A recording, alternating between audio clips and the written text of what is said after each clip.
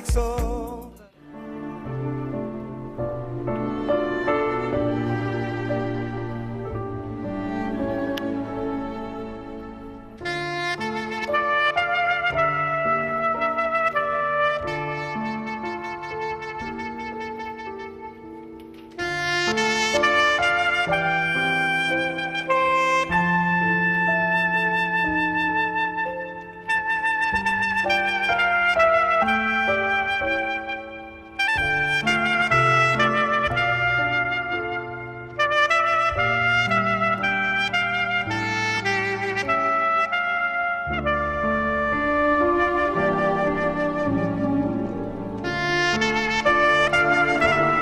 Welcome you all to the second edition of Eclectic Ananta Speaker Series in 2016.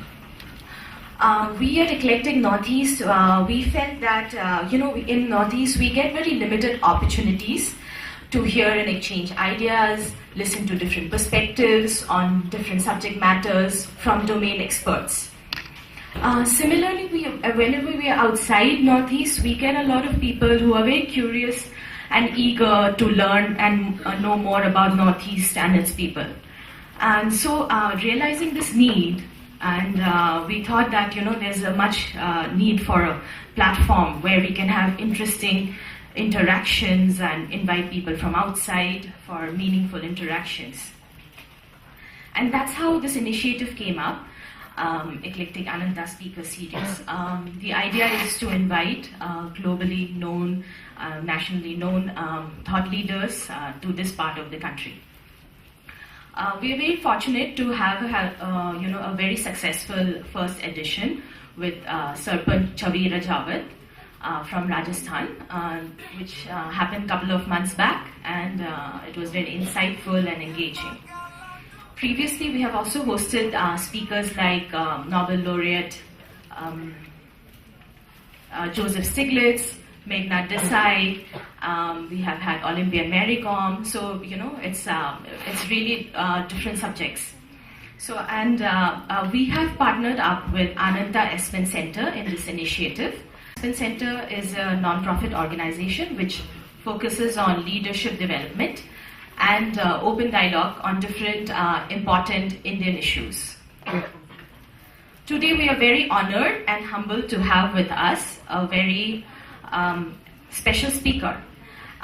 He is a very eminent scholar, writer, historian, Professor Sugata Bose, and who is also a parliamentarian. So he would be engaging with us on the topic, looking east, within and beyond India. We have with us Dikom Bhuya, the very versatile person who will be moderating this for us. Dikomda, I invite you to take this forward. Thank you so much, Tanushree, and I welcome all our guests, especially Honorable Professor Sugata Bose here in Guwahati for the Ananta Espen Talk Series powered by Eclectic, for organizing such events for the benefit of the people residing here in the region and also for the benefit of our dear students. At the very outset, I would like to take this privilege, which is also an honor, to introduce to all of you a person who's so dynamic, who we all know, Professor Sugata Bose. Sugata Bose is the Gardiner Professor of History at the Harvard University.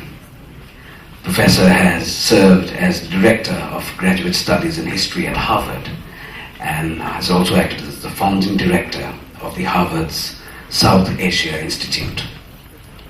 Bose was educated at Presidency College, Calcutta, and at the University of Cambridge, where he obtained his doctorate.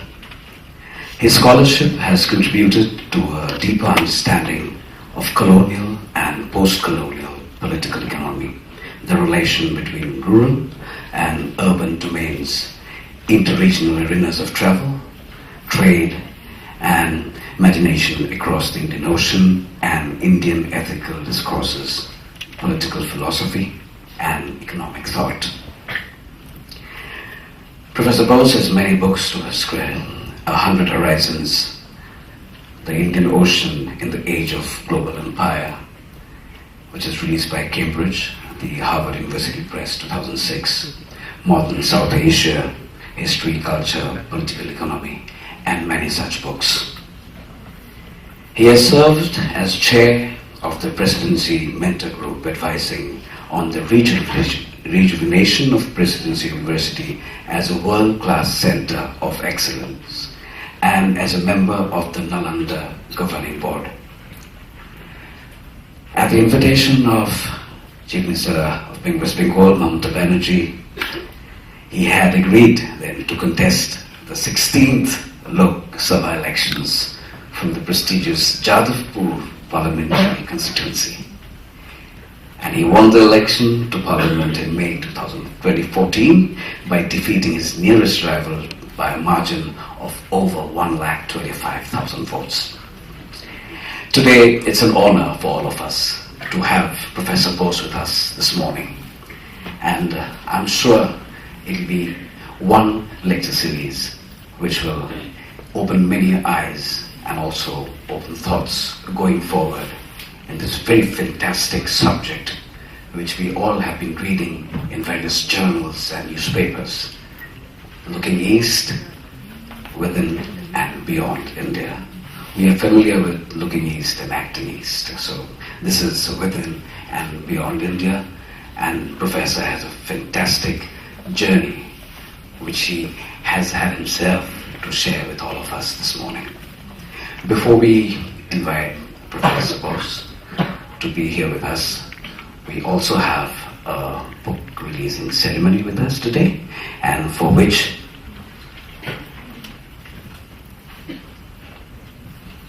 I would also welcome Gautam Bhattacharjee, who's here with us, who's General Manager, State Bank of India. He's recently posted to Guwahati, and I'm sure we'll see more of him going forward. Before that, let me take a few steps down to welcome and invite Professor Sugata Bose here with us. Good morning, sir, and thank you for being here with us. Let me also profoundly invite Mr. Gautam Bhattacharjee, GM, State Bank of India.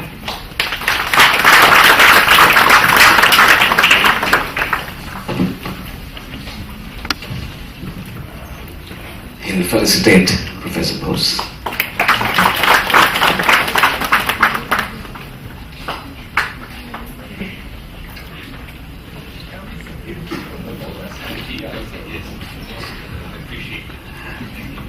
So we'd also request Mr. Bhattacharjee to be with us for a while, because we would also now like to welcome on stage Mrs. Ajanta, who actually has translated a fantastic book called Mahanish Karman, details of which, the original one, which was in Bengali, Professor Bose will touch upon.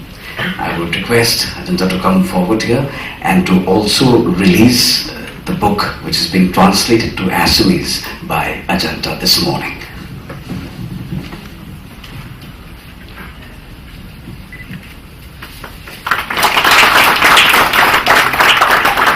And now may I also request Professor Bose, Mr. Bhattacharjee, to jointly release the book today morning.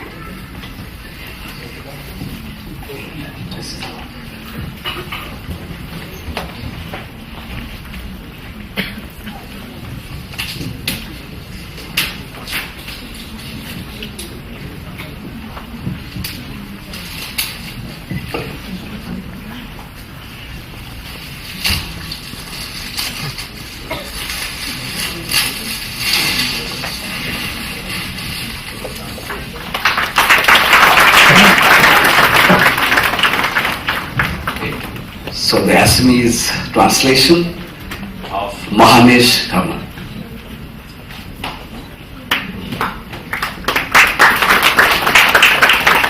Congratulations, and thank you so very much for being here with us.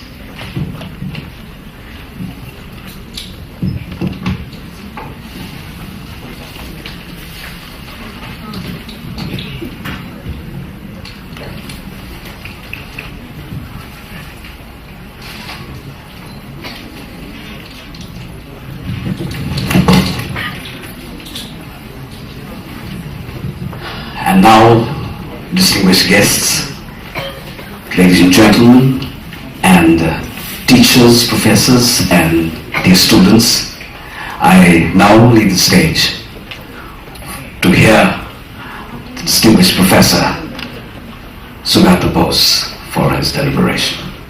Thank you, sir.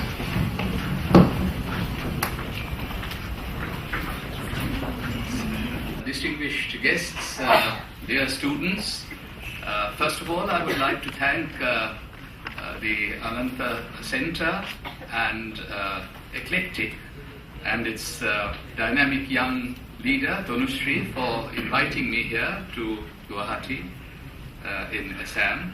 I'm truly delighted to be here, and many thanks to DCOM for being the master of ceremonies and for providing a very generous introduction. When the Battle of Britain was raging over the skies of London in 1940, India's colonial masters had their most uncompromising opponent, Subhash Chandra Bose, safely behind bars in the Presidency Jail of Calcutta. Subhash had other ideas, however. On November 29, 1940, he launched a hunger strike in prison, challenging the government, "Release me, or I shall refuse to live." "Nobody can lose through suffering and sacrifice," he had written on November 26, 1940, in his political testament addressed to the British Governor of Bengal. "If he does lose anything of the earth earthy, he will gain much more by becoming the heir to a life immortal." The governor, John Herbert, decided to send him home on December 5th, 1940, having resolved to rearrest him as soon as he had recovered his health. If he resorts to hunger strike again, Herbert wrote blithely to the Viceroy Linlithgow on December 11th, 1940, "The present cat and mouse policy will be continued, and its employment will serve both to render him innocuous and to make him realize that nothing is to be gained from a series of fasts." By that time, Subhash had already summoned his nephew, Shishir Kumar Bose, and asked him to plan his escape from India. And the book that you just saw being released, Mohanishraman, is my father's first-hand account of that escape. Just as Gautama went on his Mohanishraman in search of enlightenment and became the Buddha, so also Subhash went on his Mohanishraman and came back into the pages of history as Netaji.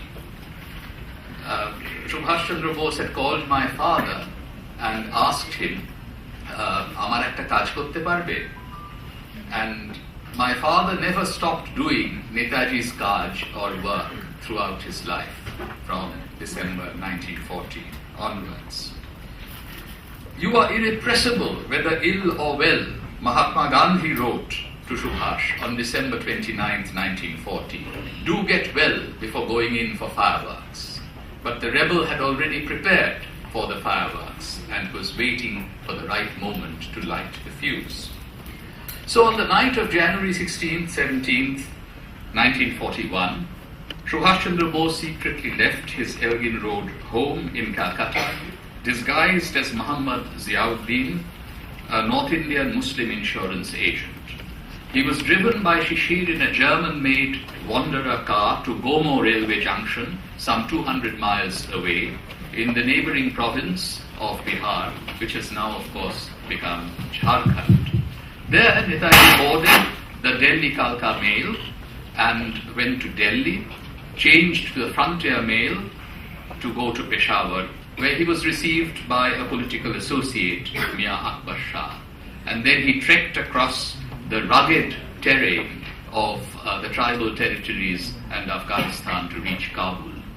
He actually was trapped in Kabul for nearly 2 months, and he was desperately trying to get out. At that point, a telegram from the Italian legation was intercepted by the British and decoded, and an order was given to assassinate Subhash Chandra Bose as he was thought to be traveling through Iran, Iraq and Turkey to Europe. But in fact, Subhash Chandra Bose did not take the Middle Eastern route. He obtained a false passport in the name of an Italian diplomat, Orlando Mazzotta, and traveled through Soviet Central Asia to Moscow, and then he flew to Berlin. Now, you might well ask, why did Subhash Chandra Bose, who was a socialist in his political beliefs, go to Nazi Germany? And the answer, I think, lay in the prisoner of war camps of Germany and Italy. Ever since 1921, when Subhash Chandra Bose joined the nationalist movement under Mahatma Gandhi's leadership, the civilian masses had taken part in the freedom struggle. But the Indian soldiers were still serving the British King Emperor. And Subhash Chandra Bose wanted to replace the loyalty of Indian soldiers to the British with a new loyalty to the cause of the Indian nation. So to begin with, he had travelled through the northwest frontier to Europe.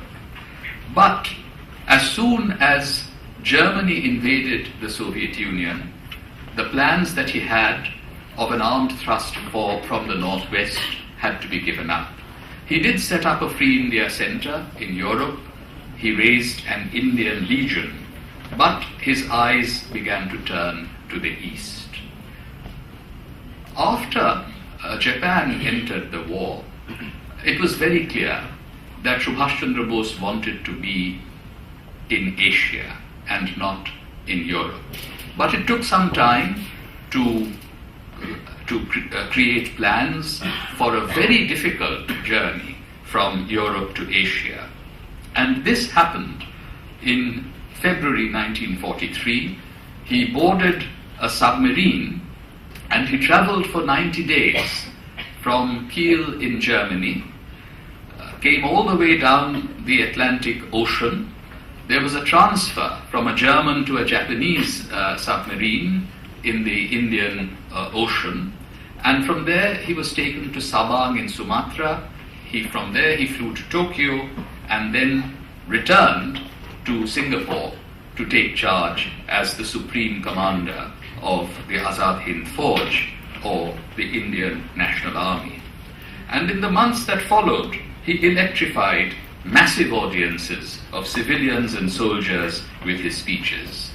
He gave his soldiers the slogan "Chalo Delhi, on to Delhi," reminiscent of the 1857 rebellion in India. I was recently in Burma last August, and I visited Bahadur Shah's tomb in Rangoon, the tomb of the last Mughal emperor. And that's where Netaji and the Indian National Army had a special parade on September 26th, the declarations of independence of Ireland and of America. In January 1944, the headquarters of the Azad Hind government were moved forward from Singapore to Rangoon. And having first seen action on the Arakan front in February 1944, the INA moved into northeastern India towards Imphal and Kohima on March 18, 1944. So with Chalo Delhi on their lips, the INA crossed the Indo-Burma frontier and carried the armed struggle onto Indian soil. Subhash Chandra Bose's association with India's northeast, however, goes back to 1927. The hill resort of Shillong was chosen as the most suitable place for the ailing Subhash once he returned to India after a long spell in Burmese prisons. Several family members accompanied him to the hills. Subhash spent the days playing with the children on the mountainside and the nights reading and writing letters.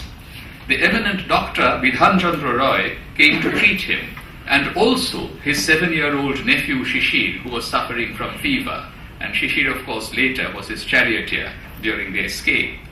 After some time, his sister-in-law Vibhavati and her children had to return to Calcutta. I felt rather uncomfortable after you all left suddenly, Subhash wrote to Vibhavati. The empty house gave a forlorn feeling. The mind became restive. I seemed to have lost for a while the moorings of my daily life. It will be no exaggeration to say that I felt a pang in my heart. He had imagined he had transcended worldly attachments, but now had been given a stern reminder that he was not wholly unattached. It took some time to readjust to his quiet surroundings, and this is how he described the northeast around Shillong.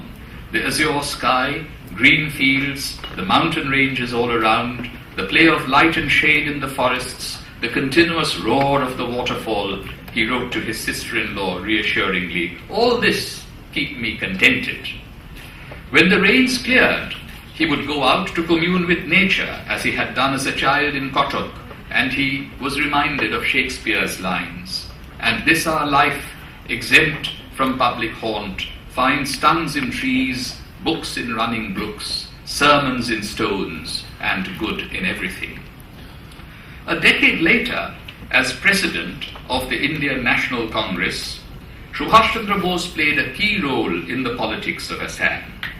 In order for the Congress to be able to present a united national demand to the British, Subhash believed at least one of two conditions had to be met: a settlement with the Muslim League at the All India level, or coalition governments with Congress participation in most, if not all, of the Muslim majority provinces.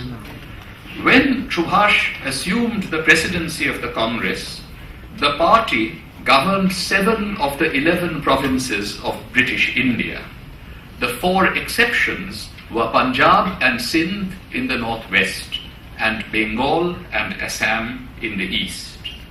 Subhash had been opposed in principle to office acceptance in 1937, but in the absence of a mass satyagraha campaign, and given the decision to form ministries in 7 provinces, he felt governments in the remaining provinces of a coalition kind would improve Hindu-Muslim relations and strengthen nationalist resistance to British rule. As Congress president, Bose was instrumental in ousting the Muslim League ministry headed by Muhammad Sadullah and installing the Congress-led coalition government led by Gopinath Bordoloi in Assam. That gave the Congress party control of ministries in 8 out of the 11 provinces. Of course, the world has changed, and we can see how few provinces the Congress run today in 2016. Assam, interestingly, voted for Subhash Chandra Bose in the contest for the Congress presidency in 1939.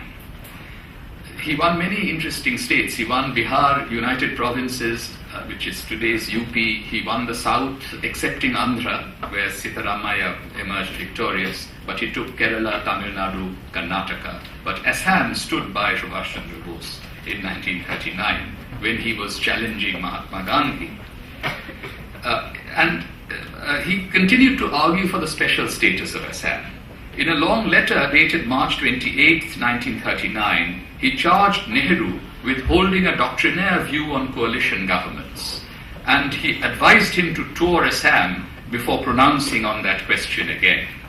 Regarding Bengal, Bose commented, "I'm afraid you know practically nothing." And he went on to say that the unity that we strive for or maintain must be the unity of action and not the unity of inaction. Once World War II broke out, he felt that Assam was special enough for the Congress ministry not to resign, even if all other Congress ministries resigned. 7 years later, in Noakhali, Gandhi consistently argued in favor of provincial rights. He admitted that Subhash Bose had been right in contending in 1939 that Assam was a special case and that the Gopinath Bordoloi ministry should not resign along with the other provincial governments. We look to the Congress, Gandhi pointed out, and then we feel that if we do not follow it slavishly, something will go wrong with it. I have said that not only a province, but even an individual can rebel against the Congress and by doing so save it. This is a very interesting statement that I think has very powerful contemporary resonance. You can see that the Mahatma had come a long way from imposing the discipline of the High Command on provincial units, as he had tried in 1939. He said it was incumbent for the central leaderships of both the Congress and the Muslim League to make their policy, and I'm quoting Gandhi, appeal to the reason of the recalcitrant province or groups, unquote. India's northeast was crucial in the valiant struggle of the Azad Hind Fauj. As I mentioned, from January 44, the headquarters of the Azad Hind Fauj was moved forward to Rangoon, and the INA saw its role as serving as a catalyst for a civilian uprising against British rule. The capture of Imphal and Kohima would open the way for its advance into the rest of Assam and Bengal, where a hero's welcome awaited them. And all that was required for ultimate success, Subhash Chandra Bose said in January 44, was that action within the country must synchronize with the action from without. John W. Gerber offered an analysis of Netaji's strategy in The Nation on April 22, 1944. Gerber noted that Bose had proclaimed in November 1943 that he would march into Bengal and Assam, and when that happened, any hopes Chungking, that is Chiang Kai-shek's government, might entertain of a new road from Assam would be dashed. Gerber observed that Bose was on the verge of achieving his goal, and if he succeeded in doing so, it would be a major political and military victory. The United Nations could no longer ignore Bose, Gerber argued, as he had begun to turn his words into action. The promised march to Delhi, however, was halted in Imphal, and the British, with American air support, was able to break the siege after 3.5 tense months and beat back the Japanese and the INA forces from the outskirts of Kohima as well. And after that, of course, Subhash Chandra Bose retreated in 1945 on foot with women of the Rani of Jhansi regiment from Burma to Thailand and then to colonial Malaya and Singapore. Eventually, of course, the INA emerged politically victorious when the Red Fort trials were held after the end of the war. In his last order of the day, Subhash Chandra Bose wrote, "The roads to Delhi are many, and Delhi still remains our goal," urging his civilian followers never to falter in their faith in India's destiny. Netaji expressed confidence that India shall be free and before long. The Burmese leader, Barmore, described Subhash Chandra Bose as a great Asian dreamer. Okakura Kakuzo, a Japanese ideologue, wrote a book called The Ideals of the East way back in 1903, which had a memorable first sentence, "Asia is one." Sister Nivedita added a further embellishment in her introduction to the book. "Asia, the great mother," she wrote, "is forever one." Now, there were multiple articulations and alternative visions of this famous claim and debates about the extent to which this was tenable. But what we need to recognize is that Asia as a space and a concept in the writings of Asian thinkers contained a creative spark absent in European cartographic depictions of Asia. A world historical transformation is underway in the early 21st century as Asia recovers the global position it had lost some 200 years ago. Yet the idea of Asia and the spirit of Asian universalism were alive and captured in a variety of registers during the period of European imperial domination. One of the most innovative exponents of an Asia sense was Rabindranath Tagore.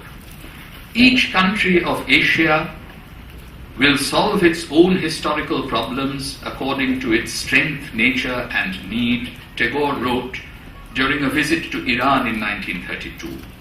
But the lamp that they will each carry on their path to progress will converge to illuminate the common ray of knowledge.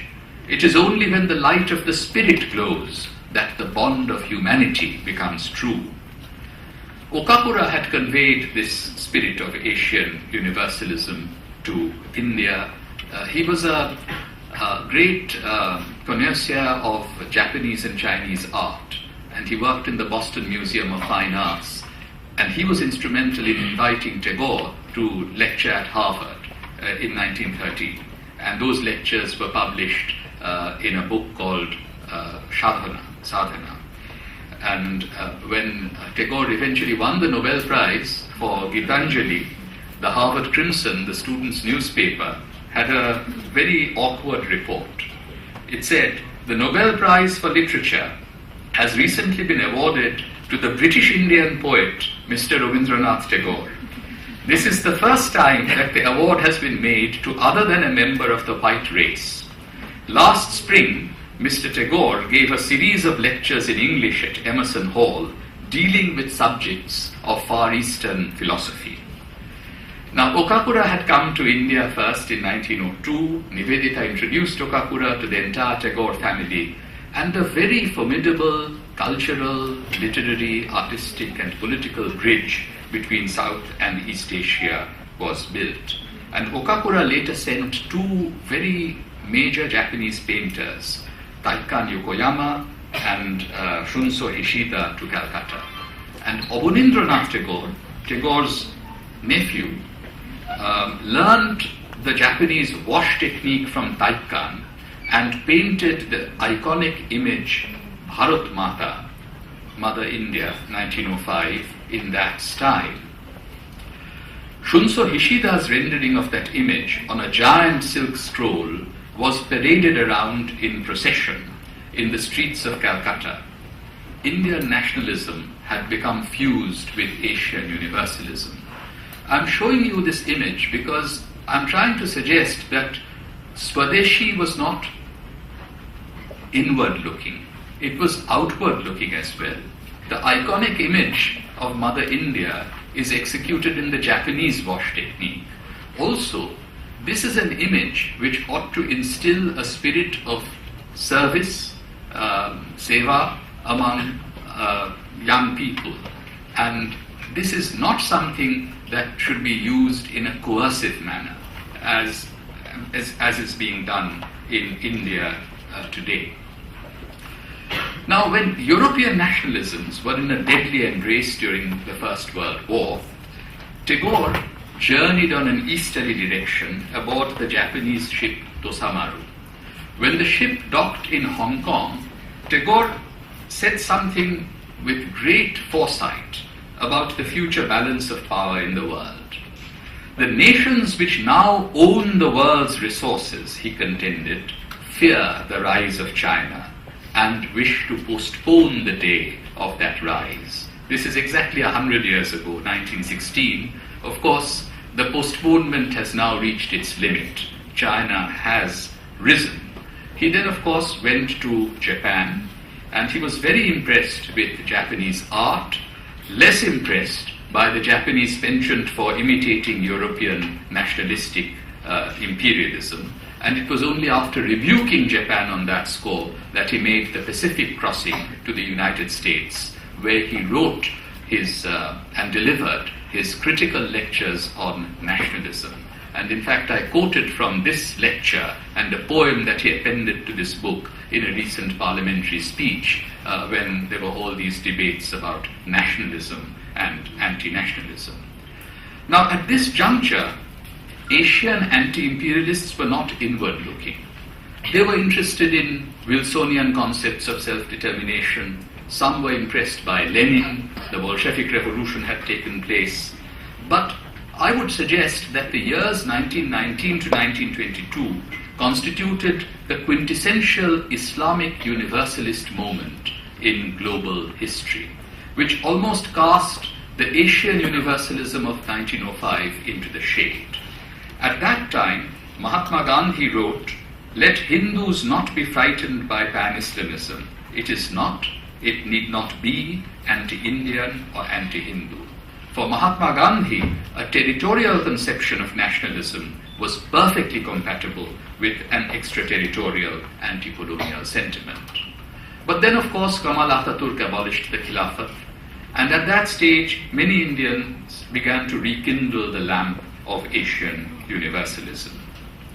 Tagore made another journey to China and Japan, this time in 1924, taking along with him the painter Nandalal Bose, as well as a scholar of religion, Khiti Mohan Sen, and the historian, political theorist Kalidas Nag.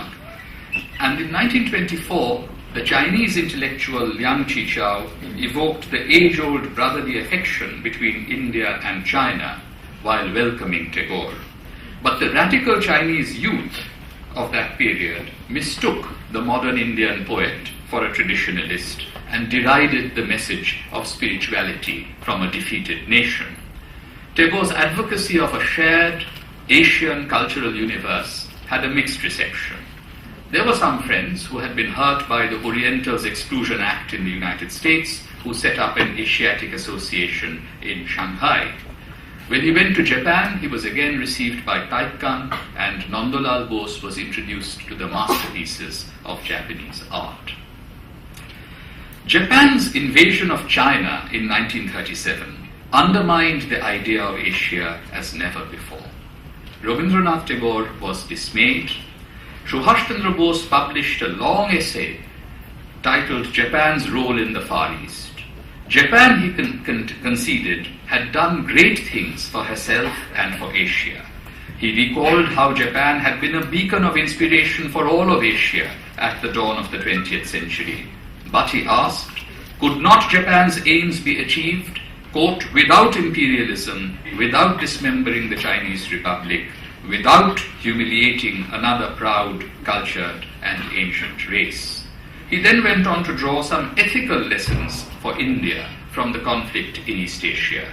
Standing at the threshold of a new era, he wrote, let India resolve to aspire after national self-fulfillment in every direction, but not at the expense of other nations, and not through the bloody path of self-aggrandizement and imperialism. The 1940s were a turbulent decade for Bengal, for India's northeast, for the whole of India, Asia, and the world. Tagore, of course, had passed away, lamenting in the last year of his life the tendency of human civilization to kill itself with its own dagger. So he was spared, having to witness the horrors of war, famine, and partition. In 1943, once again, using the Japanese wash technique and tempera, Nandalal created this haunting image of Annapurna and Rudra. Annapurna, who is seated on a lotus, holds a bowl of rice in her hands. Before her stands Shiva, reduced to a skeleton, holding a begging bowl. Subhash Chandra Bose was by now, of course, in Southeast Asia, organizing the Indian National Army, but he was still very concerned about the conflict between Japan and China. The Indian people, Subhash Chandra Bose, who was now allied with Japan, said in a broadcast in November 1943, really sympathized with China and the Chinese people. He looked forward to the day not far off when, by means of an honorable peace, Japan would withdraw her troops from China. Even Gandhi had declared in late 1942 that had he been free, he would have led a mission to bring peace between Japan and China. Now, this may have been unrealistic, but it indicated a wish to cling to a faith in an Asian universalism being destroyed by rival nationalisms. At war's end, the idea of Asia was still alive. An Asian Relations Conference was convened in India before independence, welcoming Sharat Chandra Bose, Subhash's elder brother, to Burma in July 1946. Aung San evoked the vision of a pan-Asiatic federation in the not-too-distant future. It was the coming into being of independent nation-states with unitary concepts of sovereignty imported from modern Europe that fractured the idea of Asia in its political dimension. In the domain of culture, Japanese art enabled the spirit of Asian universalism to survive the depredations of Japanese nationalistic imperialism. After Indian independence, the painter, Nandalal, began to quietly and confidently celebrate the Indian countryside in his art, creatively drawing on the Japanese sumie style. Sometimes these days, there is a tendency to exaggerate the element of anti-Westernism in Asian thought. All that the best Asian thinkers were questioning was the European claim to monopoly on universalism. They were quite skillful in negotiating and even accepting Western knowledge while taking a strong stand against Western imperialism. Tagore's vision of creative unity certainly had a global scope, as did his travels. Yet, as one of my students, former students, Chris Manjapra has suggested, Asia became a privileged geography of relations for him. As the West retreats into parochial neurosis, Pankaj Mishra has written in a recent book, Asian countries appear more outward-looking, confident, and optimistic. No alternative intellectual universalism, he declares, on the other hand, has successfully challenged the prestige and authority of Western modernity. But this is a case of misrecognition of political failure as intellectual failure. I believe there was no intellectual failure, among Asian scholars. The 4 decades since the end of the World War II represented the heyday of the territorial model of the European nation-state in Asia. It is only in the 21st century that universalist aspirations swept aside at the moment of formal political decolonization have received a new breath of life. During the last decade, Asian scholars and intellectuals have been looking beyond the nation in efforts to invest supranational, interregional arenas such as Asia and the Indian Ocean with new meaning. They have been attentive to the power as well as the ambiguities underpinning the idea of Asia. These innovative forms of spatial imagination are of importance in determining the future of heightened Asian economic and cultural connections. Asian economic interdependence has increased rapidly in the last 15 years, with East, Southeast, and South Asia conducting well over half of their international trade among themselves now, as compared to a third in the 1980s. Cultural flows have been enhanced, contributing to fresh synergies in the domains of Asian arts and humanities. The pace of intra-Asian migration has quickened, with people on the move across the vast continent in numbers unimaginable between the late 1940s and the 1980s. However, there are always, of course, obstacles that are placed in the path of human migration. And the world of contemporary Asian thought has been grappling to make sense of and give direction to these emerging trends. There are pre-colonial networks of overland and maritime trade and finance, as well as anti-colonial visions of political solidarity that have been invoked in attempts to soften the hard borders of post-colonial nation-states. Asian intellectuals have run ahead of managers of Asian states in creatively trespassing across national boundaries. It may be just as well that Asian connectivity is less state-driven than European integration. You can see what's going on in Europe right now with the Brexit vote coming up in June. However, the more far-sighted among the statesmen and diplomats of Asia have not been far behind in this project of reconceptualizing the contours of their continent and its relations with the West. The discourse has moved far beyond simply trumpeting the superiority of Asian values, as Lim Kuan Yew used to do, to a more nuanced articulation of an interconnected and interreferential Asia seeking to shape a global future. An Asia without borders may not be on the near horizon, but an Asian free trade area and a common Asian cultural universe are already in the process of formation. We need a sense of history. George Yeo, the former Foreign Minister of Singapore, has written of how much our forebears have benefited and learned from one another. Without this humility and a profound respect for the contribution of others to our well-being, we will suffer hubris and make terrible mistakes. The dream of Asian universalism had been shattered in the 20th century by the conflict between Japan and China. Its fate in the 21st century will depend to a very large extent on the ability of China and India to peacefully manage their simultaneous rise. Both Asian giants are beset with internal problems of inequity, and the ability to address those may be just as important as the state of their mutual relations. The future of two other countries, Bangladesh and Myanmar, will be salient in the unfolding destiny of Asia. The people of India's northeast can play a key role in determining the course of the connective history of Asia. I played some role in the passage of the Indo-Bangladesh Land Boundary Agreement, which comprehensively settled that border last year. And changes in Burma need to be watched very carefully, as it is going through a very delicate transition to democracy.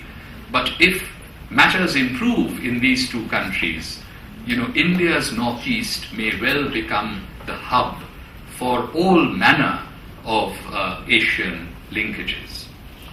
Our freedom fighters faced great challenges in traversing the crescent that stretched from Singapore to Calcutta. In a lyrical order of the day, Netaji had proclaimed in 1944, there in the distance, beyond that river, beyond those jungles, beyond those hills, lies the promised land, the soil from which we sprang, the land to which we shall now return. There in front of you is the road that our pioneers have built. We shall march along that road. We shall carve our way through the enemy's ranks, or if God wills, we shall die a martyr's death. And in our last sleep we shall kiss the road that will bring our army to Delhi. The road to Delhi is the road to freedom. Chalo Delhi. It was very difficult to cross the hills and jungles of India's northeast for our freedom fighters. But the road that is now being built to link Southeast Asia with India, and I use it in both literal and metaphorical terms, the road has the potential of creating an arc of prosperity through India's northeast. Intellectuals of the last two countries aspired to keep that lofty goal in their sights. Let me conclude with what Tagore said about this question in 1932. He wrote, "We are the people of Asia. Grievances against Europe are in our blood. Ever since their pirates and marauders came to suck the blood of this weak continent in the 18th century, they have disgraced themselves before us. If a new age has dawned in Asia, let Asia give it utterance in a new, authentic voice. If instead Asia merely imitates Europe's beastly cry, were it even to be the lion's roar, it will be a loss." Thank you very much.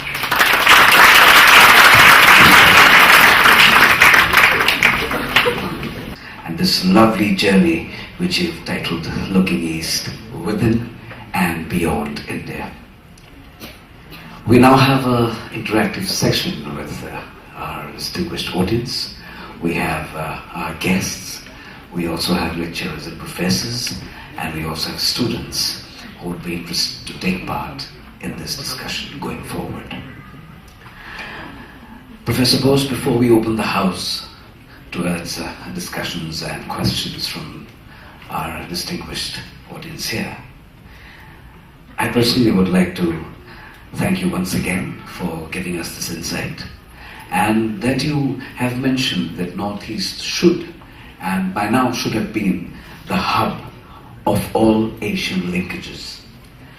What do you also have to say from your vast experience about how India today sees the Northeast, with Prime Minister Modi's exercise and vision, what do you think is your take on our boundaries that we've created so far?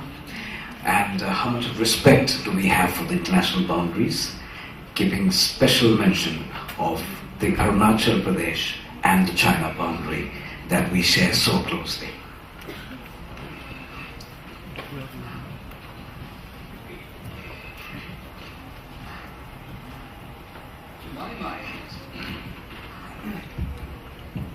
To my mind, a conceptual breakthrough always needs to precede the breakthrough in political logjams.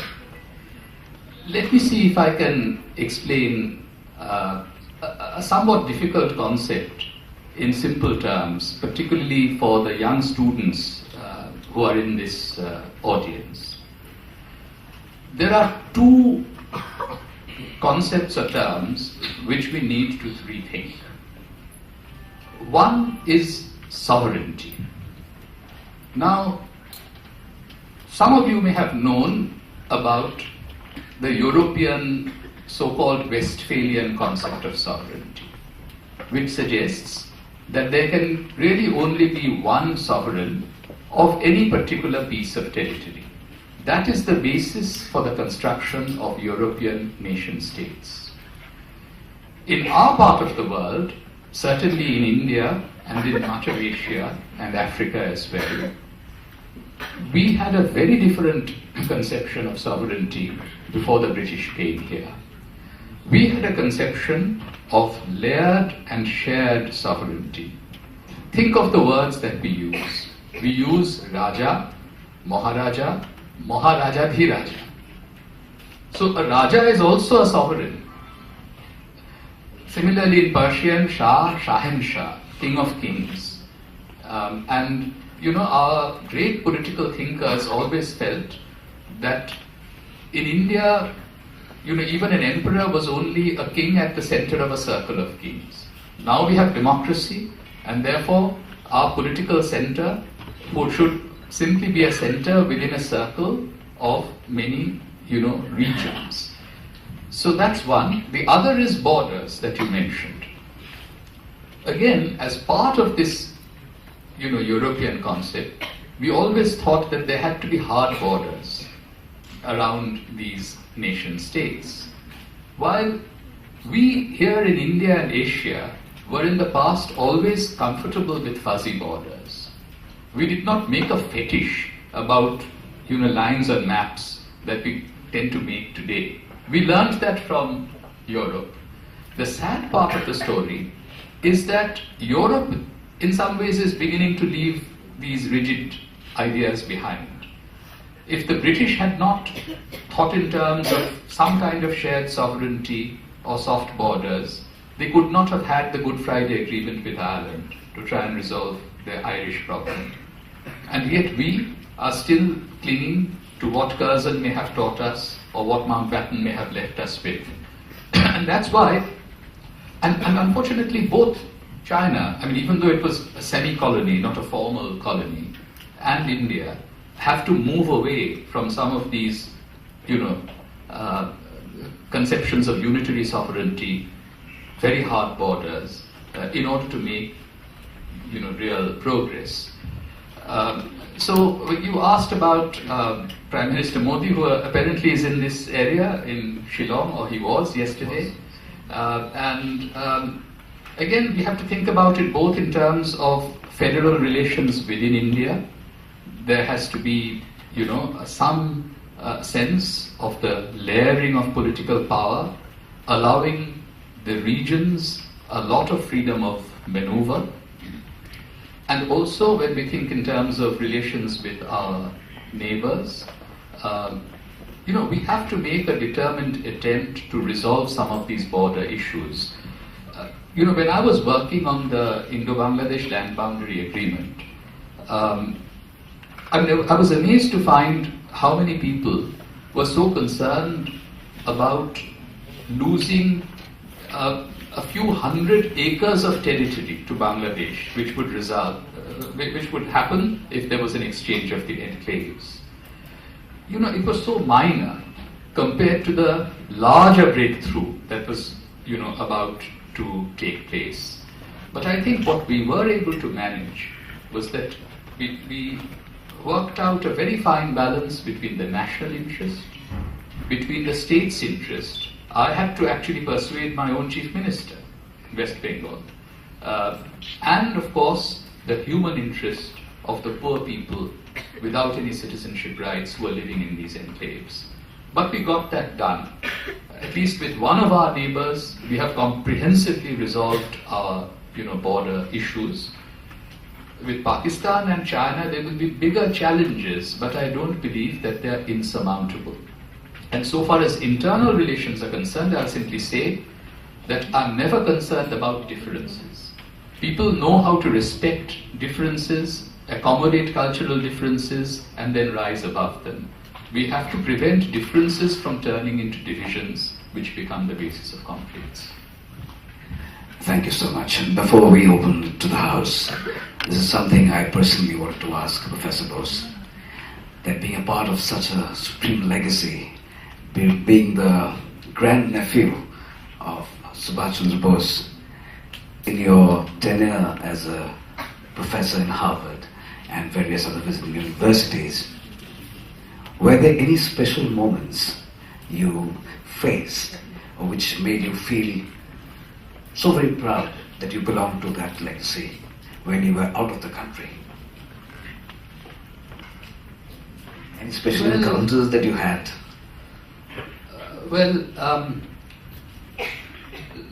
Let me say that, you know, my father always told me never to, you know, claim exclusive membership of the Bose family or the Bose Khandan. And there is a story that he relates in this book, Mohanishravan, that was released today. He was in prison in Punjab, and after the end of the Second World War, he was released. And he came out in Lalpur and then went to Lahore, and he heard a new slogan, Bose Khandan Zindabad. And he heard that slogan all the way as he was coming by train from Punjab to Bengal, and he came to Calcutta. And his father, my grandfather Sharat Chandra Bose, called him and said that don't let all this turn your head. Remember that all the slogans that are being raised for you are in fact nothing more than Subhash's reflected glory. So you go back to your medical studies, you've lost 4 years, become a doctor, and then you can do whatever you want sort of later on. And so that is the message which I always received, and Subhash Chandra Bose always used to say that his family and his country were coterminous. And therefore, and I have to say that all my school friends and college friends made life easy for me by not constantly reminding me of the accident of my birth. So I think that all of you are members of Netaji's family, and especially in the Northeast, where there were people who really fought side by side with the Azad Hind Fauj that he had formed. Great. So now it's time that we open to the House. I would request, especially the students, to please ask questions. And the only request being that please, by now I'm sure you've formulated your question properly. I would only request you all to be brief, to the point, and ask the question directly to Professor Bose. We already see a hand. We have good 15 to 20 minutes to take this forward. So the seniors in the audience, if you have questions and if you keep it ready, we'll be saving up a lot of time. Thank you. Hello, good morning everyone. Myself Rashmi. So as the topic is look east within and beyond India, I'd like to highlight on look east within India. Like if we see the eastern countries in India like Bihar, Jharkhand, Orissa, West Bengal, and the union territories like Andaman and Nicobar Island. So like I just want to ask, like many people who for getting an employment, they don't go to these countries like Bihar, Jharkhand, Orissa, or West Bengal. They come to Delhi, Bangalore, Mumbai, and all these things. So in the case, I can say that Delhi, Bangalore, Mumbai, all these things are much more developed than the rest of the countries. So for me, why there is so much of inferiority for developing the countries like West Bengal, Bihar, Jharkhand, and all? Like if people, instead of coming only to the places which has been concerned like Delhi, Mumbai, etc., why people don't go for employment to these countries? Or people from Bihar come to Assam. People from Bihar, in fact, I can say that come to Assam for employment and they decrease the economic status of India. That's the reason I can say India is still a developing country. So what will be the reason behind this? We can look after this problem. That's a very good question. The reason why young people don't come to the eastern states, and you've extended the east to include Bihar and Jharkhand as well, even though Bihar and Jharkhand in many socioeconomic criteria are more linked to northern India, to UP and so forth. But still, it is entirely correct to point out that there are no employment generating industries or economic opportunities in many of these eastern states that you have mentioned. And that is why young people from the east, broadly speaking, including the northeast, travel to the cities which look as if that they are sort of booming. So we must actually try to devise economic policies in the east which will keep and attract young talent. And I have to point out that even though India is growing very fast, we keep talking about our 6 to 7% growth rate, even in a difficult global climate. What we are having at the moment is very high output growth with practically no employment growth. And this is a sure recipe for economic, social, and political disaster. There is one other point that I will make, which I have also made in Parliament. I'm a bit tired of hearing from Prime Minister Modi and some of his associates in government that they will somehow bring development which has happened in the west, they claim, and the north, to the east. You know, we keep hearing about the Gujarat model, and somehow development will be brought to the east, including the northeast. I simply remind my parliamentary colleagues that while it is true that in terms of economic growth, there may have been faster growth in some parts of the north and west compared to the east, the real division in India, when it comes to the social sectors, health, education, and so forth, is between the north and the west on the one hand, and the south and the east on the other. And on these indicators, the south and the east do much better. We should not be complacent, but just think of the gender ratio in our country. It's terrible, right? 92 women to 100 men. But this ratio is far worse in the north and west, including Gujarat, I might add, than in the south and the east. So in thinking about economic development, we constantly have to consider what kind of development do we actually want. Does it also bring equity along lines of gender, along lines of class, caste, tribal affiliations, and so on?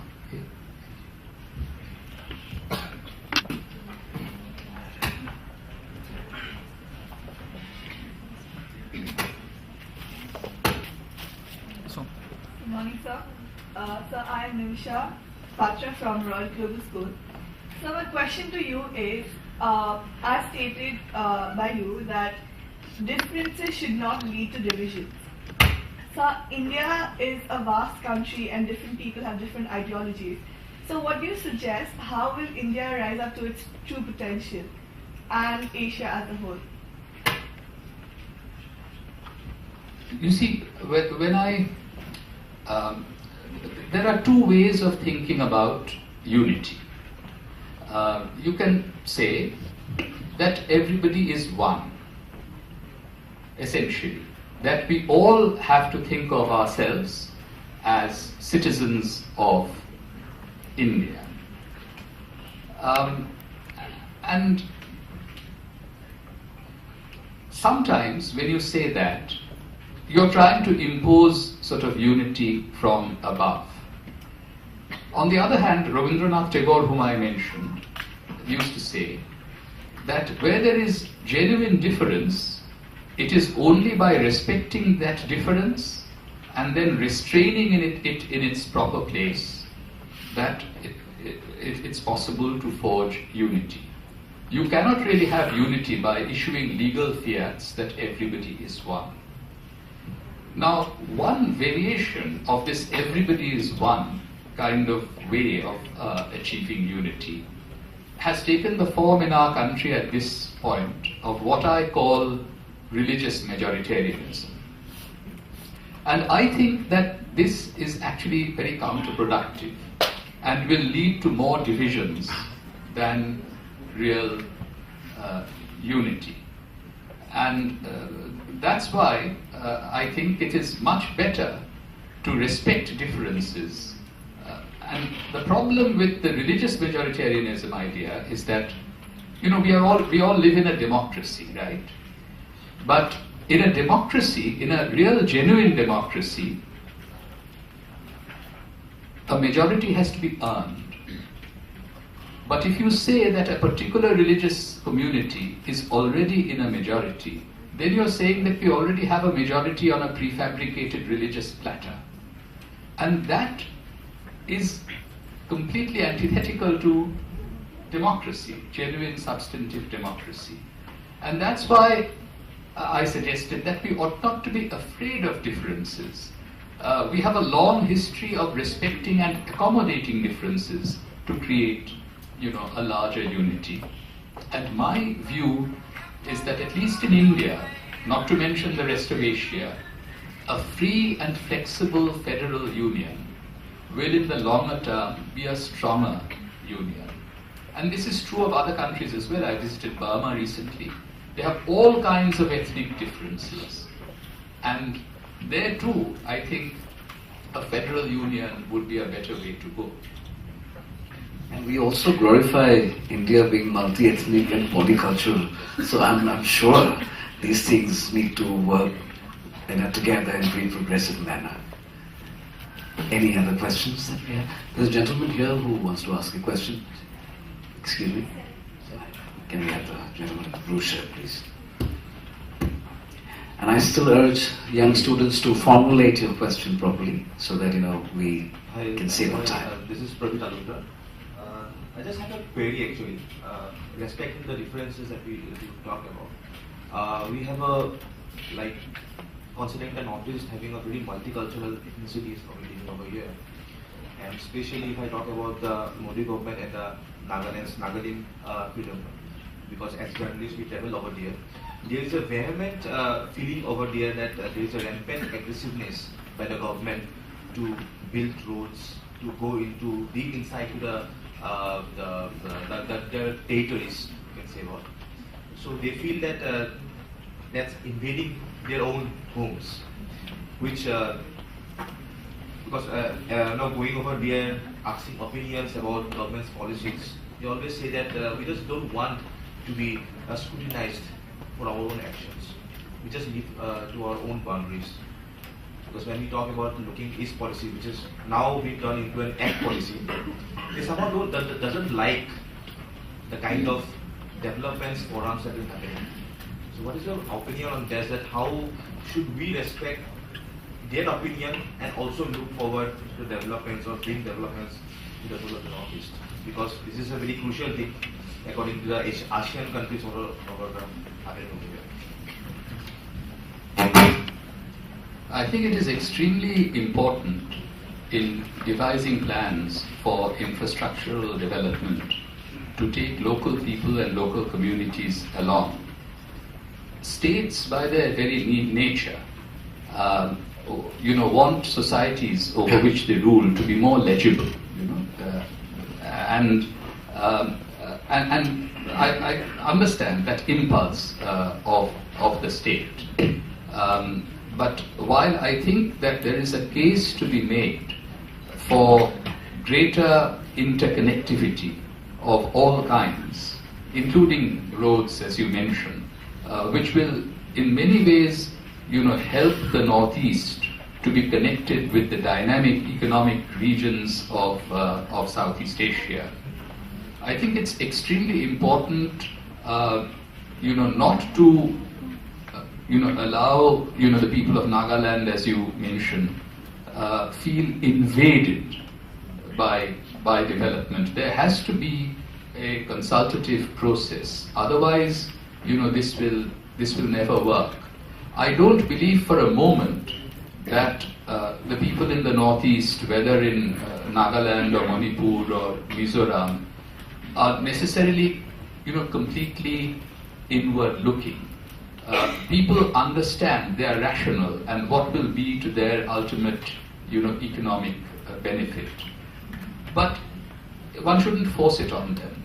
Just as I said, I much prefer, a union forged from below, which is somewhat flexible, than a kind of artificial unity that is sought to be imposed from above, which never works. But I think there is a huge communication gap between them and the government. There is a huge communication gap. It has happened in other instances as well, when large dams have been built in other parts of the country.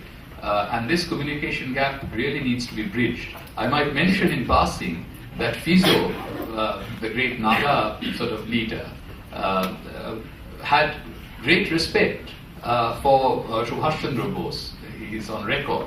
And also to some degree Mahatma Gandhi, because he felt that those were the kinds of national leaders who would have understood the aspirations of the smaller regions and local communities and so forth in building, a prosperous India. And Professor Bose, before we take the next question, since we are discussing this point, it's been with my limited travels deep inside states like Nagaland, Arunachal. Well, there is a fear about the Chinese part. But however, if you go to very remote villages where you have the village headmen in a place like Nagaland, the amount of respect that gentleman derives from his people, I'm sure there's nowhere else in the country that if you have a wild boar that you shot or you've hunted and you want to eat, the first piece goes to the village headman. And it demands that kind of a respect. So, and it feels good to be in the Northeast with so much of green. It's just space that matters if we're talking about development, that space part. So I'm sure if you tell him that, would you like a Rolls Royce, he'll obviously say no, in the sense. So let's have the... Just one small add point. The thing is this, that recently in the elections, BJP used a small term called as participatory dialogues in their vision document. So I just want that the government, if they use this participatory dialogue in a more wider conversations, it might bring a better result. Yeah, they must be serious about it. Shouldn't just be a slogan, because we reduce these phrases to slogans. If it is genuine participatory dialogue, yes, it is all to be welcomed. Good morning, sir. I'm RJ Alia from 92.7 Big FM. My question for you is that, do you think that more than a leader, we need more visionaries in fields? And especially it's high time for us to set criteria for our political leaders. For example, there are many states where we have leaders, or you can say political person who are not even past their class 10 exams. So do you think that it's time for us to change those criteria and we need more visionaries for our country? Well, I agree with you that we need visionary leaders in different walks of life, not just in the domain of formal politics. However, I don't agree with you, or at least your suggestion, that we ought to change the criteria for having political representatives or political leaders. Now, our biggest failure in the post-independence period has been in the field of primary education and also secondary school education. What we should have done in 10 to 20 years, we are somehow managing in 60 to 70 years. But we cannot disenfranchise those who have been left behind, who have perhaps not been able to complete their schooling, and deny them the opportunity of serving in elective institutions. This, I'm afraid, has been done in a couple of states, Rajasthan, for example, and I think it's a very retrograde step. Our goal should be, in fact, to provide at least basic school education to everyone, rather than to say that those who haven't been able to complete 10 will not be able to hold elective office. And I do hope that visionary leaders from different walks of life will also contribute to the political process. Sometimes I feel that you don't have to be a full-time politician to make a real difference in the arena of politics. Next question. Let's take it through. Gentleman behind. Good afternoon, sir. As we all know that Northeast region has played a very big role in the formation of the Azad Force or the Indian National Army. But what we have, but in my whole life, in my life of schooling, I have never come across. In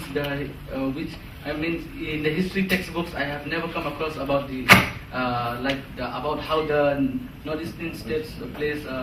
They play a role in the formation of the army. But and for example, even I have never seen any textbook mention about the Battle of Kohima, which is a very Battle of Tennis Ground. Yes, Battle of Tennis Ground. Yes, that war was a very important war, not just for the formation of the Indian Army, but it's also part of the World War II. So, what is my question is that what is your thought about that? How, because if that kind of historical events is mentioned in the textbook for us to learn, we can really want to know more about it. So, Yes. what is your thought about it? Yeah, and Professor Bose, you could also add on to the syllabus part of the history textbooks going in the region of the country in general from that point. Yes, I think it's very important not to let the state, particularly the centralized state apparatus, to write and control the history textbooks, and that's why I would strongly urge, in fact, scholars and students from the Northeast to begin to write their own histories, and that is the way to combat what are exclusions that take place in what could be called national narratives, which leave the contributions of certain regional peoples out. Fortunately, at least in the historical profession, there is more attention being given to developments in the Northeast and the freedom struggle in the Northeast than may be evident from the textbooks that you may be required to read. And all that I will say to the young people is to always question, have a critical mind, don't necessarily accept what you are reading in textbooks. Ask for more. When you find that your questions are not really answered by what appears on a particular page of your textbook, say that I would like to know more and try to search out, what is true knowledge.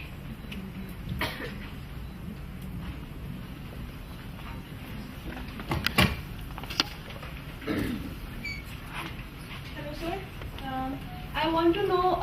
If you could introduce yourself first. I'm Shreya Gupta from Royal Global School. I want to know what role can we play as residents of Northeast in turning Northeast into a hub of all Asiatic activities. You know, just as it's very important to study the history and the culture and the politics of your own region, we were just hearing that how that gets to be left out in broader national narratives. By the same token, you ought not to be, you know, completely mired in your own local and regional concerns.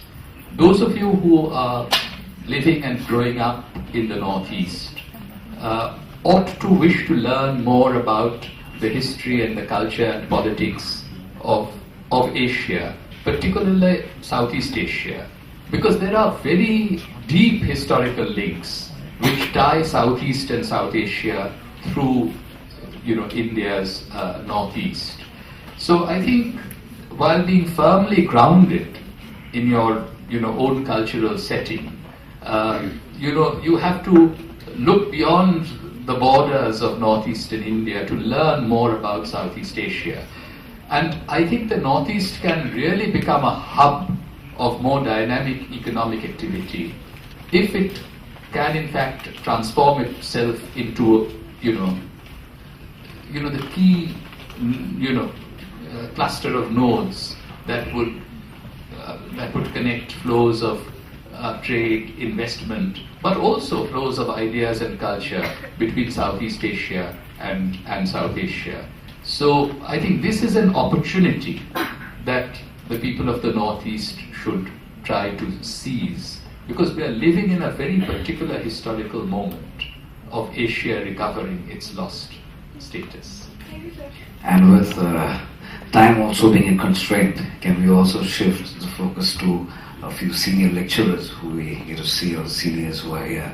If you could like to put in a question to Professor Bose. And we will take.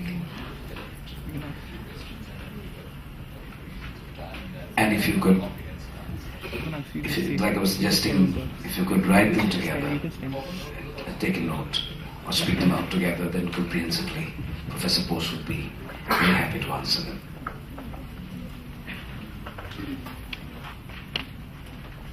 Meanwhile, let's hear it from you. Good afternoon, Professor Bose and Decom sir. Is Sumant there? My question... So introduce yourself, please. My name is Sumant. I am from Tata Institute of Social Sciences, Guwahati campus. I am born and brought up in Jamshedpur, and I did my education in Calcutta, wherein I am doing my masters in social work from Guwahati campus. Perhaps my journalist friend, he spoke about the development thing. Even last question session was infrastructure and the eastern zone to be made the development hub. What I could see reading the newspapers and all, going through the news and all, the development has been politicized. And could you just throw a light on us as a parliamentarian or as a professor with the shared experiences in terms of the national interest or the nation interest or East India interest? Your experiences on it, because development has been politicized. So your experiences being a professor, and now you're a parliamentarian. So perhaps on it. Thank you. Look, there ought not to be a contradiction between the interest of the Northeast and the larger national interest, but I have no hesitation in saying that the Northeast has historically, particularly in the post-independence decades, been terribly neglected in the centre's grand plans for development. In many ways, Assam in the later part of the 20th century was seen to be a repository of natural resources, which were often utilized for the development of other parts of the country. But the actual needs of the Northeast, and particularly Assam, were not addressed. So, given this, historical imbalance, I do think that very special attention needs to be given to the development of the Northeast. But the Northeast itself is very diverse, as Eclectic was pointing out to me. Even within states there's diversity, not to mention the subtle differences among the 7 states of the Northeast. So yes, so rectification of the historical imbalance, which had meant that development had bypassed the Northeast, but at the same time, I think Northeast's future in some ways lies not by turning inward into itself, but in fact sort of looking outward, forging stronger connections not just with the rest of India, but deep economic and cultural ties with the rest of Asia. Thank you. Let's give it a hear from Mr. Agarwal, and that could be the second last question due to the paucity of time this morning. Good afternoon, Professor Bose. Econ. I'm asking the historian, and not looking to Northeast, and overall in history, perspective of history. When we say history repeats itself, there's World War I, World War II. The world is right now kind of a border category that happens in North Korea, Middle East, ISIS. Why don't we learn from History never repeats itself, or at least not in quite the same way. Not in the same way. And you're right that, very often we don't learn from history. So let us say that Europe did not learn the lessons of the First World War, which then resulted in an even more catastrophic Second World War. But on the other hand, sometimes we do learn from history. So despite all the problems that are being faced by the European Union right now, the fact of the matter is that France and Germany, which had fought absolutely bloody sort of conflicts in the first half of the 20th century, were able to rise above those animosities to refashion the prosperity of Europe. Why shouldn't we be able to do that in Asia? So while history does not repeat itself, history does offer lessons, and it is really up to us whether we imbibe those lessons or not. And that in some ways was the thrust of the lecture that I gave today, which was in the form of a historical allegory, that the idea of Asia has been around for quite some time, but we imitated Europe, and that's why Japan and China fought in the same way as France and Germany. But can we avoid that in the 21st century? There are problems, as you say, North Korea you mentioned, and ISIS and so forth. But can we avoid those kinds of calamities, which we ought to be able to anticipate if we have a sense of history? Thank you, sir. And I think we'll have to. Last question, sir. আপনি Netaji research bureau president, আমরা যতটুকু জানি, আর আসামে আপনি প্রথম আসলেন। আমার সরাসরি প্রশ্ন হলো, স্যার নেতাজিকে আপনারা বাঙালিরা নিজের সম্পত্তি বলে পারেন, কখন আপনারা আমাদের আসামিকেও নেতাজিকে আমাদের সম্পত্তি বলার কিছু সুযোগ দিবেন, আর আপনারা আসামি কিছু একটা করবেন? আপনি ঠিকই বলেছেন, তবে নেতাজি কিন্তু নিজেকে শুধু বাঙালি মনে করতেন না। নেতাজি যখন 1936-এ আয়ারল্যান্ড গিয়েছিলেন, তখন একজন সাংবাদিক নেতাজিকে পলিটিক্যাল লিডার ফ্রম বেঙ্গল বলে পরিচয় করিয়ে দিয়েছিল। তো নেতাজি তখন বলেছিলেন যে বেঙ্গল আর আয়ারল্যান্ডের সম্পর্কটা নিবিড়, কিন্তু I am not a Bengali leader, I am an Indian leader. আর আমি এই কথাটা আমি আগেও দেখেছি। আমি প্রায় উড়িষ্যা যাই, এবং উড়িষ্যায় অবশ্য সেখানে নেতাজির জন্ম কটকে, তাই ওরা নেতাজিকে ওড়িয়াই মনে করে। কিন্তু আমাদের মনে রাখতে, হ্যাঁ, বাঙালিদের কখনোই নিজেদের সম্পত্তি মনে করা উচিত নয় নেতাজিকে। কারণ আপনি যদি নেতাজির সংগ্রামটা দেখেন তাহলে দেখবেন যে যারা আজাদ হিন্দ ফৌজে লড়াই করেছিল তাদের মধ্যে যাদের মানে মিলিটারি একটা এক্সপার্টিস ছিল, তারা বেশিরভাগই ছিলেন পাঞ্জাব থেকে বা নর্থ ওয়েস্ট ফ্রন্টিয়ার প্রভিন্স থেকে। আর যারা সিভিলিয়ান রিক্রুট ছিলেন তারা বেশিরভাগই ছিলেন দক্ষিণাত্যের থেকে। কারণ আপনি যদি ভারতবর্ষ থেকে দক্ষিণ পূর্ব এশিয়ায় মাইগ্রেশনের ইতিহাস দেখেন তাহলে তামিলনাড়ু থেকে অনেক তামিল সাউথ ইস্ট এশিয়াতে গিয়েছিলেন, তাই তাদের নিয়েছিলেন নেতাজি আজাদ হিন্দ ফৌজে। আর তারপরে তো দেখা গেল যে যখন এখানে এসে যুদ্ধ করতে হলো তখন যারা নাগাল্যান্ডের বা মণিপুরের অধিবাসী তাদের সমর্থন না পেলে সেই যুদ্ধ চালনা করা সম্ভব হতো না। তাই নেতাজি সকলেরই, আপনারা অবশ্যই নেতাজিকে নিজেদের এবং অসমের এবং নর্থ ইস্টের একজন নেতা হিসেবে দাবি করতে পারেন। হ্যাঁ, বলুন। বেঙ্গলের বাইরে কিছু করা দেখা যায় না, আসামে হয়তো আপনি ফার্স্ট টাইম এসেছেন, আপনাদের আজকে কিছু প্রতিশ্রুতি দিবেন যে আপনারা রিসার্চগুলো আসাম থেকে কিছু করবেন? আমরা একটা জিনিস করতে পারি, সেটা হচ্ছে মানে আমরা যেটা করেছি, আমরা নেতাজির কালেক্টেড ওয়ার্কস বের করেছি, খুব ভালো তথ্যচিত্র আছে নেতাজির ওপরে আমার নিজের তৈরি করা। এই যেসব ছবি দেখলেন এরকম তো হাজার হাজার ছবি আমাদের রয়েছে, এগুলো অবশ্যই ছড়িয়ে দেওয়া যায়। আপনারা যদি এখানে করতে পারেন একটা খুব ভালো নেতাজি এবং ভারতের মুক্তি সংগ্রামের উপরে খুব ভালো এক্সিবিশন হতে পারে এখানে। আমাদের যেসব মেটেরিয়াল আছে সেগুলো এসে এখানে নিশ্চয়ই আমরা দেখাতে পারি। আমরা কিন্তু বেঙ্গলের বাইরে করেছি, হয়তো নর্থ ইস্টে ততটা করা হয়নি, কিন্তু সারা মানে ভারতবর্ষের অন্য জায়গাতেও কিন্তু আমাদের কাজ রয়েছে। Thank you so much, Professor Bose, for letting us know that this can happen going forward. And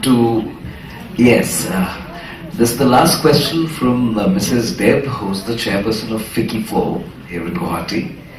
And she wants you to share, since you're a writer yourself, she wants you to share a story with us Northeasterners, which might enrich again our thought process. And with that little story or an experience, we would wind up today's discussion. So I'm sure Professor Bose has a lot of stories. So we can still give him a little thinking time to which story he would like to share with us to close this morning's discussion. Well, since I began with Netaji, and I've already told you a story about what my father told me about Subhash's reflected glory, you know, I've had the great privilege of meeting all of the men and women who fought alongside Netaji for India's freedom. For example, Abid Hassan used to come and stay with us, who was Netaji's only Indian companion on the submarine voyage, and I heard stories from him. S.A. Iyer, who was the Minister of Publicity of the Azad Hind government, came and told us stories. I heard from him how Netaji wrote the proclamation of Indian independence throughout the night. So I have those very, vivid memories. But I will tell you the story of one of my experiences. This was in 1991. I was filming some interviews for a film that I was making for Netaji Research Bureau, which everybody could see, called Netaji and India's Freedom. I was in Patna, and the person I was interviewing was Mehboob Ahmed, who had served as our ambassador to Canada, but in his youth, in 1945, he had served as Netaji's military secretary.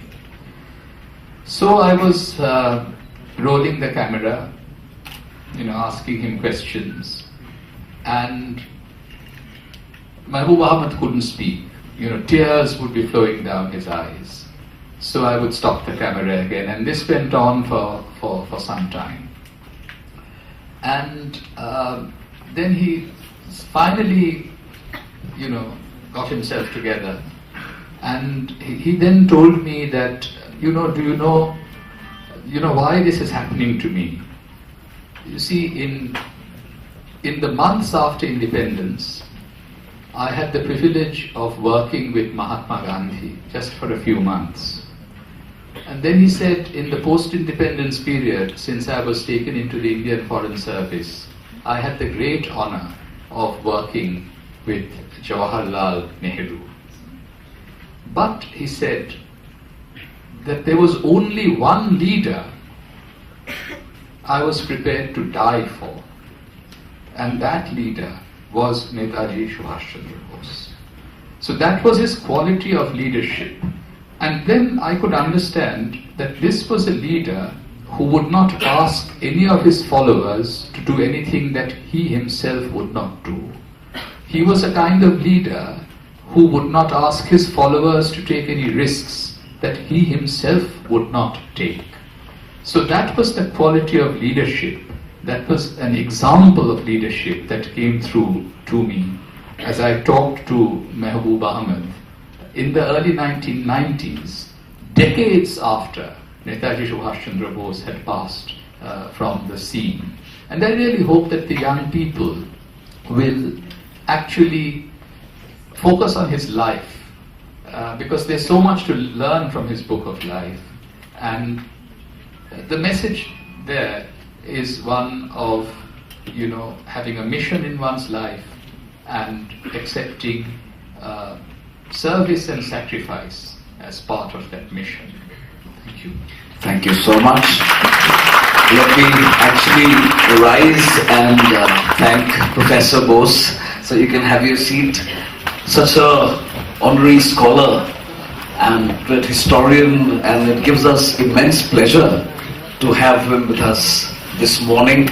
I thank Eclectic and the Ananta Talk series for making this possible for us. And I would also like to thank all our sponsors. You can see State Bank of India, so is already here with us. And our radio partner, 92.7 Big FM, and Indian Oil, and also to thank our hospitality partner in Vivanta by Taj. Thank you, Professor Sugata Bose. Thank you so much, Gardiner. May I request Tanushree to give a token of appreciation for very skillfully moderating this session. Thank you so much, Tika.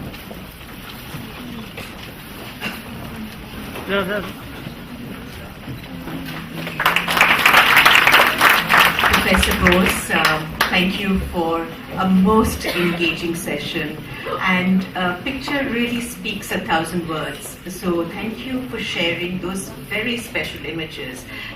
They not only helped connect the dots, but really gave a very keen insight into the historical perspective. And you did such an amazing job of connecting history with the present and taking us through that and very patiently answering some very interesting questions which came up from the audience. So thank you for being with us. Tanushree had talked about Ananta Aspen Center and us providing a forum for values-based leadership and inviting thought leaders for open forum discussion. What she hadn't mentioned, and what I'm very proud of, is Tanushree is actually part of our Young Leaders program, which is called the India Leadership Initiative, and Professor Bose is a trustee of Ananta Center as well. So we're very, very delighted and proud to have them associated very closely. And we were delighted to start at Tanushree's initiative, the Eclectic Ananta Speaker Series. This was the second, as she mentioned, and this is going to be a quarterly. We plan to have this quarterly and also take it to other northeastern states. So we look forward to that. Thank you for being a wonderful audience, and we look forward to having you with us for the future sessions. Thank you and have a wonderful weekend.